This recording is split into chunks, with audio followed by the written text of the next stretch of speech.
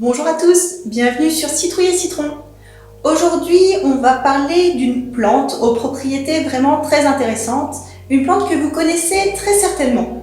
Il s'agit de l'aloe vera. L'aloe vera, c'est une plante qu'on appelle succulente ou alors une plante grasse qui vit dans des régions chaudes. Donc généralement, par chez nous, on va plutôt la cultiver en pot en intérieur.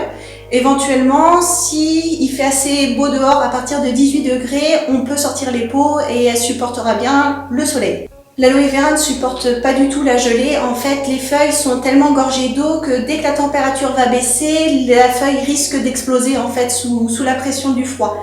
A contrario, elle est vraiment très bien adaptée aux températures chaudes. Donc en été, il n'y a aucun souci pour la mettre à l'extérieur.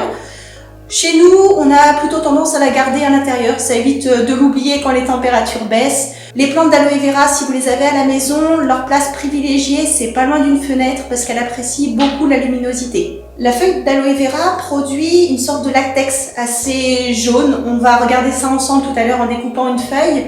Ce latex, il est irritant et il est laxatif. Tout simplement parce qu'il est très riche en aloïne, donc c'est à se méfier par rapport à cette composition de la plante. Et la feuille, ce qui nous intéresse, c'est la partie gel.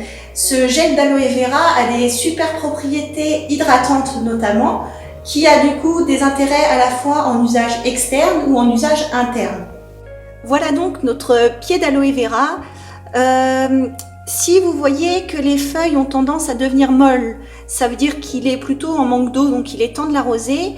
Là pour le coup, elles sont bien gorgées d'eau et même un peu trop. J'ai eu tendance à trop l'arroser cet hiver et du coup, les pieds commencent à pourrir près du tronc. Donc c'est pour ça, avant que la feuille parte complètement en pourriture, je vais découper cette feuille-là et on va pouvoir utiliser le gel de la feuille.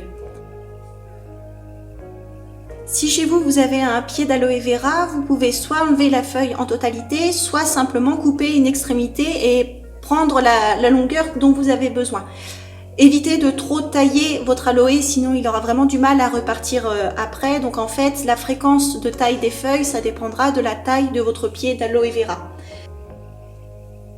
Donc du coup, on va enlever cette feuille qui est abîmée en évitant de découper les autres feuilles qui sont restées saines. Hop, voilà la feuille.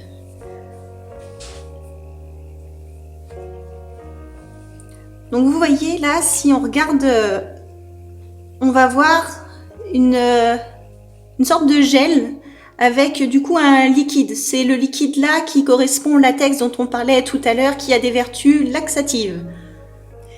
Alors du coup, on va préparer ensemble cette feuille d'aloe. Si vous n'avez pas de pied d'aloe vera chez vous, certains supermarchés ou magasins spécialisés bio en vendent. Vous verrez que c'est pas tout à fait la même taille que celles que j'ai là. Généralement, celles qui sont en magasin sont à peu près 2 fois plus larges.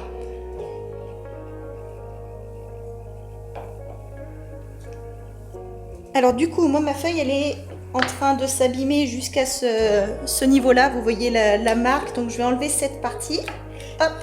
On a du coup la partie extérieure de la feuille et nous ce qu'on va aller récupérer, ce qu'on veut chercher, c'est la partie gélifiée au centre de la feuille. Donc pour ça, il va falloir parer la feuille.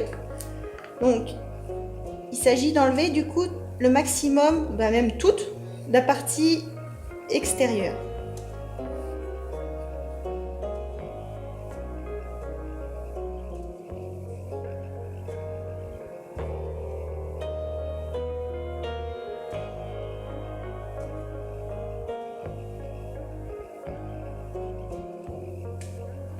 Voici une partie du gel de la feuille qu'on utilisait. Donc ce gel là, on va devoir, donc vous voyez, c'est assez gluant. Je vais le mettre dans un saladier, hop. Et on continue avec le restant de la feuille. Bon, c'est pas désagréable à faire. Et dites-vous que toute la partie aqueuse là que vous avez sur les mains, ça participe à l'hydratation de vos doigts.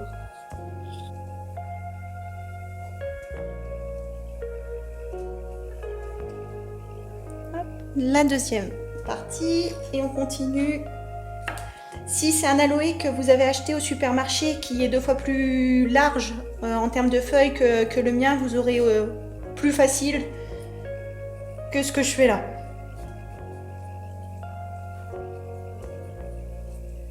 Le gel d'aloe vera peut aussi bien s'utiliser pour des usages externes que pour des usages internes. Donc je parle bien là du gel, hein, pas du latex qui a des vertus laxatives, mais le gel qui a des vertus plutôt hydratantes. Certains vont l'utiliser en cuisine par exemple, sur des yaourts ou des choses comme ça. Donc ça va apporter un peu d'eau dans vos préparations. Par contre, gardez à l'esprit que le gel d'aloe vera ne se chauffe pas. Il va perdre sa consistance, il va perdre ses propriétés, donc c'est à utiliser toujours dans des préparations froides. Ça peut être dans des boissons ou des smoothies aussi. De mon côté, j'utilise le gel d'aloe vera pour des usages externes. Ça va permettre d'aider la peau à s'hydrater. Si vous avez des problèmes de peau tels que du psoriasis ou des choses comme ça, c'est également très intéressant. Ou alors, quand vous vous brûlez, les propriétés du gel d'aloe vera sont également recherchées. Donc si vous avez une brûlure et que vous avez un pied d'aloe vera chez vous, n'hésitez pas à aller découper un morceau de feuille et de le frotter sur votre brûlure si ce n'est pas une brûlure trop importante.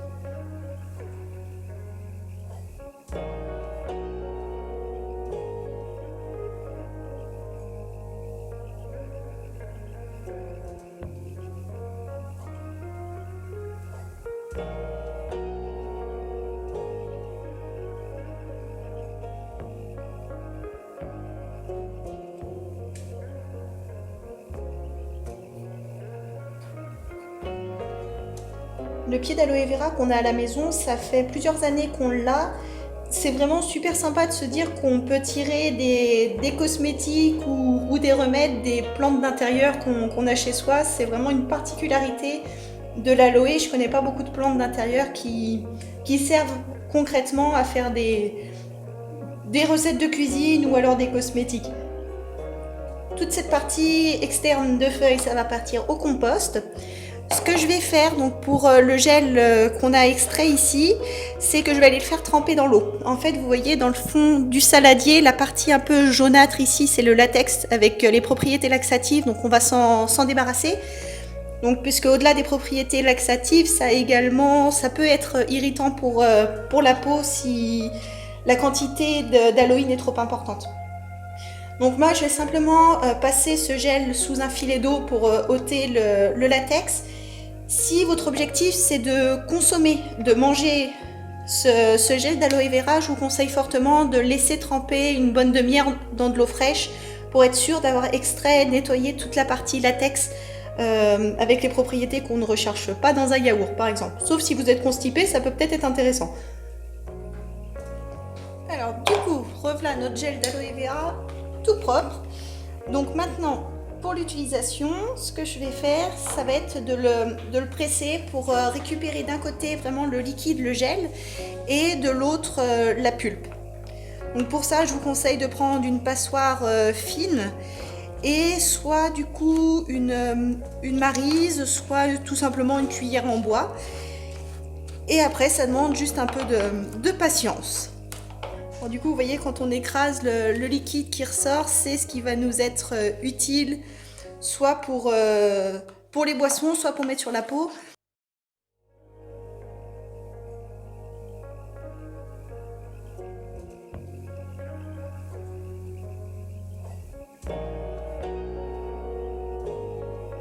Voilà, du coup, j'ai terminé d'écraser le gel d'aloe vera. Voici ce qui reste à la fin. Et dans le saladier, toute la partie liquide dont on va se servir pour les cosmétiques. Voilà, l'extraction du gel d'aloe vera est maintenant terminée. Ce qu'il faut que vous ayez absolument en tête, c'est que le gel d'aloe vera se conserve vraiment très mal. On est sur un produit qui est essentiellement à base d'eau. Donc ça va se conserver seulement quelques jours à peine au frigo avant que ça va commencer à moisir et à rancir. Vous allez vite vous rendre compte quand votre gel commence à tourner. Là, il est vraiment d'une couleur quasiment transparente. Quand il commence à rancir, la couleur va tourner au jaune en fait. Donc en termes de conservation, soit vous l'utilisez globalement tout de suite. pour faire simple, soit il va falloir trouver des astuces pour le conserver. Pour augmenter la durée de conservation de votre gel d'aloe vera, vous pouvez utiliser soit de la vitamine C, soit de la vitamine E.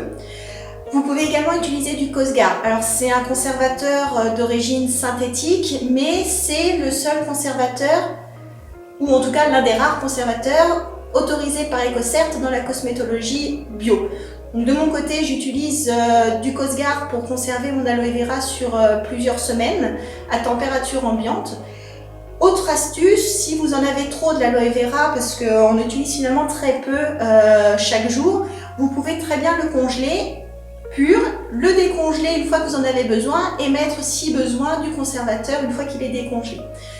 De mon côté, j'ai déjà un petit tube d'aloe vera qui est en cours, donc ce gel là je vais aller le congeler. Et pour ça, j'utilise tout simplement des bacs à glaçons.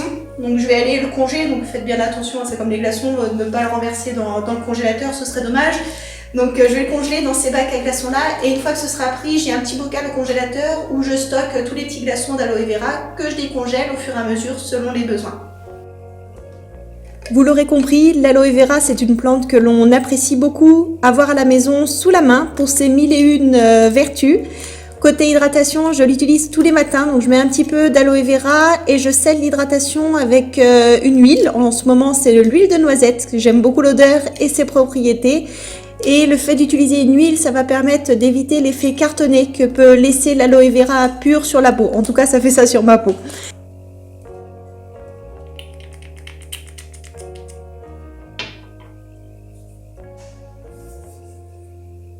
J'espère que cette vidéo vous a plu. Si c'est le cas, pensez à la liker, à vous abonner à la chaîne et à cliquer sur la petite cloche pour ne pas louper la prochaine. À très bientôt sur Citrouille et Citron.